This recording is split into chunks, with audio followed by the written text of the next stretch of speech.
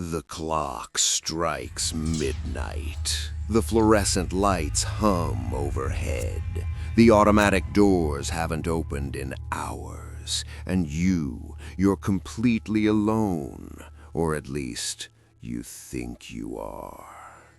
Welcome back to Mr. Shadow's Stories, where the darkness isn't just something we fear, it's something we explore together. I'm your host, and tonight we're stepping into the sterile, unnervingly quiet world of overnight pharmacy work. You see, there's something uniquely terrifying about places that are meant to help people, meant to heal, becoming the setting for something sinister. Pharmacies at night become something else entirely. The bright lights that should bring comfort somehow make the shadows deeper. The aisles that were busy just hours ago now stretch into an eerie emptiness. And the people who come in at 3 in the morning, well, they're not always looking for medicine. Tonight, I have 3 true stories from overnight pharmacy workers who experience things that medical science can't explain. These aren't just tales to make your skin crawl. They're real experiences from real people who went to work expecting a quiet night and instead encountered something that would change them forever. So, dim your lights, get comfortable, and prepare yourself, because once you hear these stories, you might never look at your local pharmacy the same way again. Let's begin. Story 1: The Prescription That Shouldn't Exist. Our first story comes from Marcus, who worked the overnight shift at a 24-hour pharmacy in Portland, Oregon. Marcus had been working nights for about 3 years when this happened, so he was no stranger to the oddities that come with the graveyard shift. He'd seen it all, or so he thought. It was a Tuesday night in late October, the kind of night that the wind rattles the windows and makes you glad you're inside. Marcus was behind the pharmacy counter, doing inventory and listening to a podcast to pass the time. The store had been dead for hours, not a single customer since 11 p.m. At exactly 2:17 a.m., Marcus remembers the time because he just checked his phone. The automatic doors at the front of the store whooshed open. He looked up, expecting to see someone hurrying in for cold medicine or a pain reliever. Instead, he saw an elderly woman, probably in her 80s, moving with surprising speed toward the pharmacy counter. She wore a long, dark coat that seemed too heavy for the weather, and her gray hair hung loose around her shoulders. "I need to pick up a prescription," she said, her voice barely above a whisper. "Of course," Marcus replied, putting on his professional smile. "Can I have your name and date of birth?" "Evelyn Marsh, March 15th, 1936. Marcus typed the information into the computer. Nothing came up. He tried again, checking for any variations of the name. Still, nothing. "I'm sorry, Mrs. Marsh, but I'm not seeing any prescriptions ready for you. Did you drop something off earlier today?" The woman's expression didn't change. She simply stared at him with pale, watery eyes that seemed to look through him rather than at him. "It should be there," she insisted. "Dr. Holloway called it in this morning for my heart condition." Marcus checked again, even searching for Dr. Holloway in their system. No doctor by that name had called in any prescriptions in the past week. He was about to explain this when something made him pause. He noticed that the woman wasn't blinking. She just stood there, staring, not moving except for the slight rise and fall of her breathing. "Let me check our paper records," Marcus said, feeling inexplicably uneasy. He went to the filing cabinet where they kept hard copies of certain prescriptions, a backup system that was rarely used anymore. As he flipped through the files, he heard the woman speak again. "I've been picking up this prescription here for 40 years. Same medicine, same day, every month. You should have it."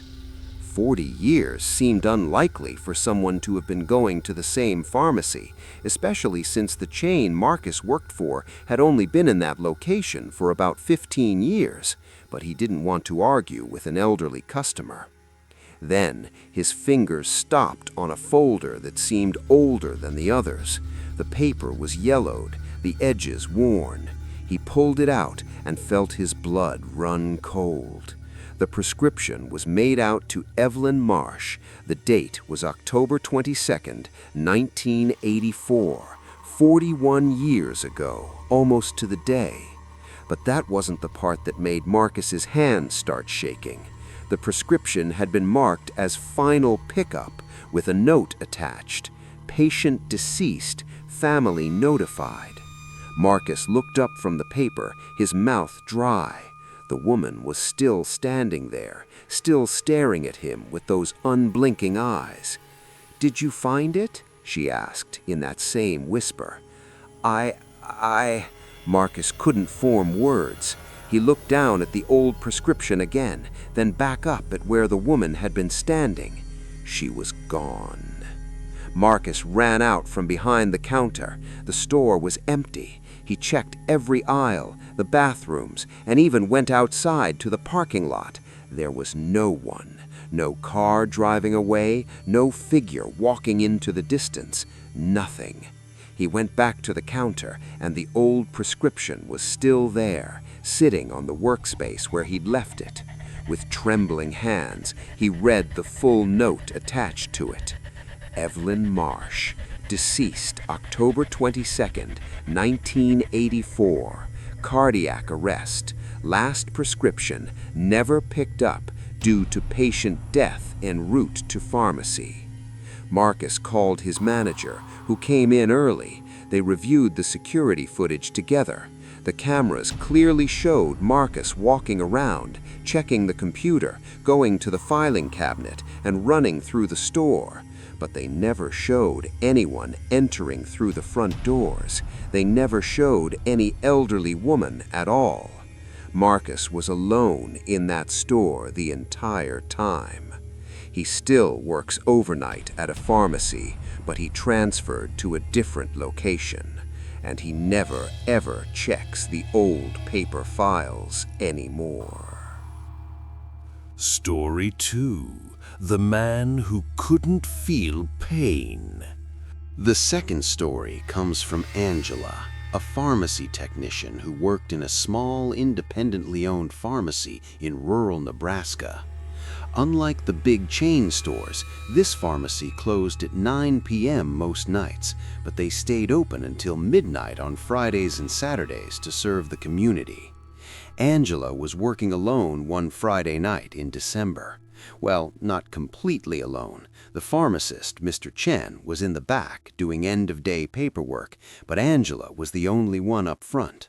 The night had been slow, just a few customers picking up prescriptions before the weekend. At 11:45, Angela was starting to clean up the front counter when the bell above the door chimed. A man walked in. He was tall, maybe 6'3", wearing a dark hoodie and jeans. His hands were shoved deep in his pockets, and he moved with an odd, stiff gait, like his joints didn't quite bend the way they should. "We close in 15 minutes, Angela called out, trying to sound friendly but firm. The man didn't respond. He walked straight to the pharmacy counter and stopped directly in front of her. That's when Angela got her first good look at his face. He was pale, not just pale like someone who didn't get much sun, pale like paper, like something drained of color. His lips were almost gray, and there were dark circles under his eyes that looked like bruises. "I need something for pain." His voice was flat, emotionless. "Do you have a prescription?" "No. Over the counter. something strong. Angela began showing him the options: acetaminophen, ibuprofen, naproxen, explaining the differences and proper dosages. But as she talked, she noticed something strange. The man wasn't looking at the products. He was looking at his hands. He'd taken them out of his pockets, and he was staring at them, turning them over slowly, as if seeing them for the first time. That's when Angela saw the blood. His right hand was covered in it, not fresh blood, but dried, dark blood that had crusted between his fingers and under his nails. There was so much of it. "Sir," Angela said, her voice rising with concern, "are you hurt? Do you need me to call an ambulance?" The man finally looked up at her, and there was something wrong with his eyes. They were glassy, unfocused, like he was looking at something very far away. "I can't feel pain," he said simply. "I haven't felt anything in 3 days." Angela's training kicked in. She knew that the inability to feel pain could be a symptom of several serious conditions: severe nerve damage, diabetes complications, and certain neurological disorders. But something about this felt different. Something felt very, very wrong. "Sir, I really think you should go to the hospital. That's a serious symptom." The man finally smiled then. It wasn't a happy smile. It was the smile of someone who knew something you didn't, something terrible. "I did go to the hospital 3 days ago. They couldn't help me. Nobody can help me. I died 3 days ago." Angela felt ice run down her spine. She took a step back, her hand instinctively reaching for the phone. "I was in an accident," the man continued, his voice still that same flat monotone. "My car went off the bridge on Route 27. They pulled me out of the water, but it was too late. I was already gone. But somehow I woke up in the morgue. I woke up and I couldn't feel anything. Not cold, not pain, not anything." He held up his bloody hands again. "I tried to prove to myself I was alive. I tried everything. Nothing worked, because I'm not alive. I'm not supposed to be here, but I can't stop walking. I can't stop moving. I don't know what I am." Angela's thumb was on the panic button under the counter, a direct line to the police for emergencies. But before she could press it, Mr. Chen came out from the back. "Angela, I'm heading out." He stopped when he saw the man. "Is everything all right here?" Angela looked at Mr. Chen, then back at where the man had been standing. He was gone. The space in front of the counter was empty. The door hadn't opened. The bell hadn't chimed. He had simply vanished. There was a man," Angela stammered, pointing at the empty space. Mr. Chen looked at her with concern. "Angela, you've been standing there alone for the past 5 minutes, just staring at the counter. Are you feeling okay?" But Angela knew what she'd seen. She knew what she'd heard. And when she looked down at the counter, there was a single drop of dried blood on the white surface, exactly where the man's hand had been. The next morning, Angela looked up the news. 3 days prior, there had been an accident on Route 27. A car had gone off the bridge into the river. 1 fatality, a 34-year-old man named Daniel Reeves. His body had been recovered and identified at the county morgue. Angela never requested work nights alone again, and she never told Mr. Chen about the blood she'd wiped from the counter or about the death she'd looked up in the newspaper. Some things, she decided, are better left as secrets we carry alone in the dark. Story 3. The Woman Who Kept Coming Back. Our final story tonight comes from Josh, who worked at a pharmacy inside a large chain grocery store in Atlanta, Georgia. The store was open 24 hours a day, which meant the pharmacy had extended hours until midnight every night. This story unfolds over the course of several weeks, which in some ways makes it even more disturbing than a single terrifying encounter. It started in early September. A woman came to the pharmacy counter around 11 p.m. on a Wednesday night. She looked to be in her mid-40s, with shoulder-length brown hair and a floral dress that seemed oddly formal for a late-night pharmacy visit. "I need to pick up my prescription," she said pleasantly. "Sure thing. Name?" Josh asked. "Catherine Mills." Josh checked the system. There was indeed a prescription ready for Catherine Mills, an antibiotic for a sinus infection. He retrieved it, rang it up, and handed it over. The transaction was completely normal. "Have a good night," he said. "Oh, I will," the woman replied with a strange smile. "See you tomorrow." Josh thought that was an odd thing to say, but shrugged it off. Lots of customers said strange things late at night. The next night, at almost exactly 11 p.m., the same woman appeared at the counter. "I need to pick up my prescription," she said, with the same pleasant tone and the same smile. Josh was confused. "Ma'am, didn't you pick up your prescription yesterday?" "Did I?" She tilted her head. "Well then, I need to pick it up again." Josh checked the system. There was no new prescription for Catherine Mills. "I'm sorry, but you already picked up your antibiotic yesterday. You shouldn't need a refill for at least a week, and even then you'd need to see your doctor again." The woman's smile never wavered. "Are you sure you don't have anything for me?" "Positive. Is there something else I can help you with?" She stared at him for a long moment, then turned and walked away without another word. The next night she came back. At the same time, same dress, same words. "I need to pick up my prescription." This time, Josh was ready. "Mrs. Mills, you picked up your prescription 2 days ago. There's nothing here for you."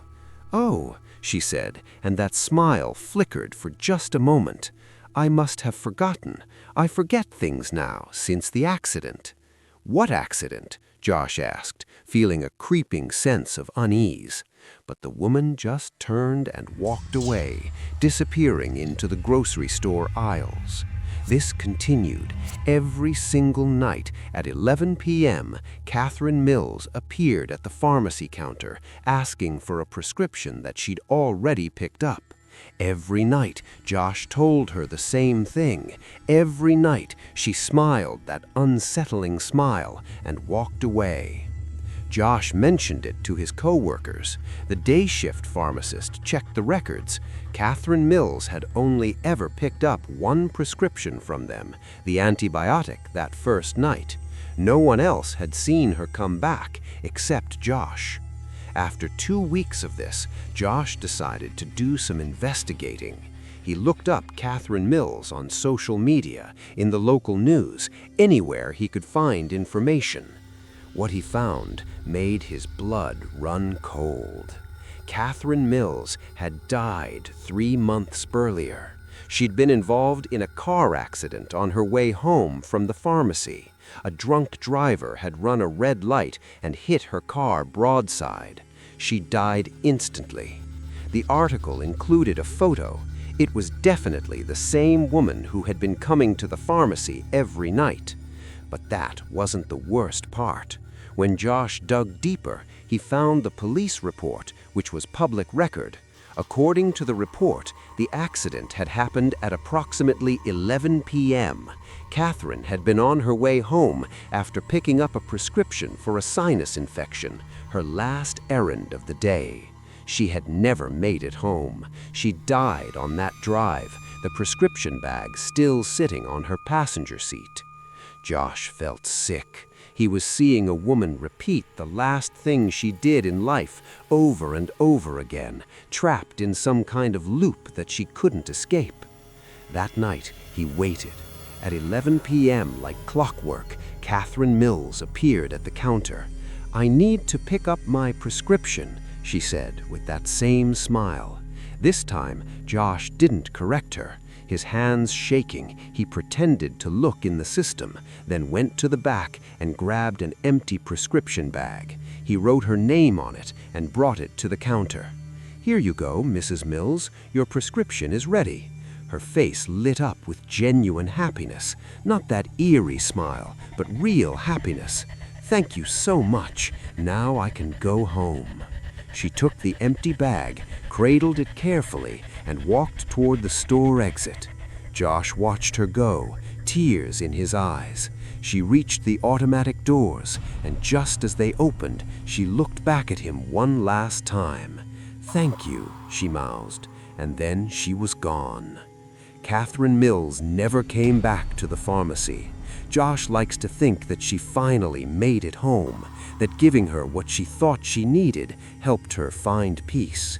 He hopes that wherever she is now, she's not trapped in that loop anymore, not forever trying to complete that final errand. But sometimes, late at night, when the store is quiet, Josh wonders how many other people are out there, stuck in their own loops, endlessly repeating the last moments before everything changed. And he wonders if someday someone will help them find their way home too. 3 stories, 3 overnight shifts, 3 encounters with something beyond our normal understanding of reality. These pharmacy workers went to work expecting the usual: tired customers, insurance issues, and inventory counts. Instead, they found themselves face to face with the unexplainable, the impossible, the terrifying. What makes these stories particularly haunting is their settings. Pharmacies are places of healing, of help, of modern science and medicine. They're supposed to be safe havens, especially for those who need them in the middle of the night. But as these stories show, sometimes the veil between worlds is thinnest in the places we least expect. Maybe it's something about places that deal with life and death daily. Maybe the boundary between the living and the dead is more permeable where medicine meets mortality.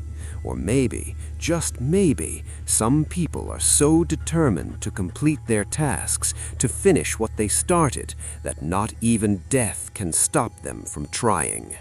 These stories remind us that the night shift workers, the pharmacy technicians, the nurses, the security guards, the gas station attendants, they see things the rest of us never do.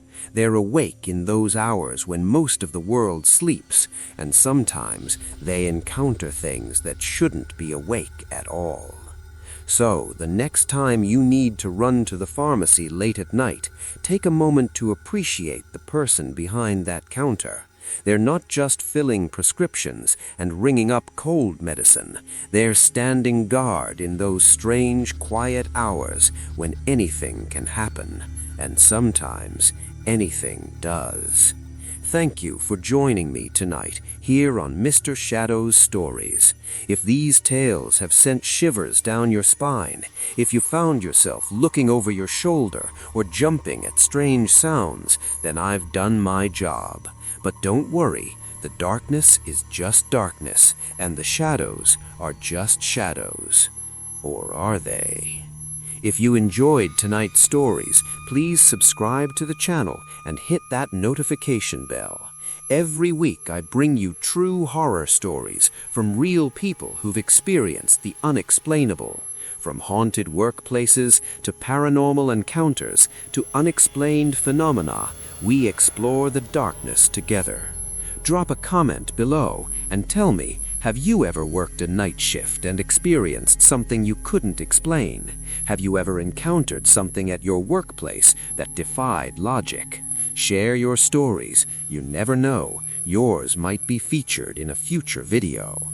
Until next time, keep your lights on, your doors locked, and remember, some prescriptions can't be filled by the living. This is Mr. Shadows, reminding you that the best horror story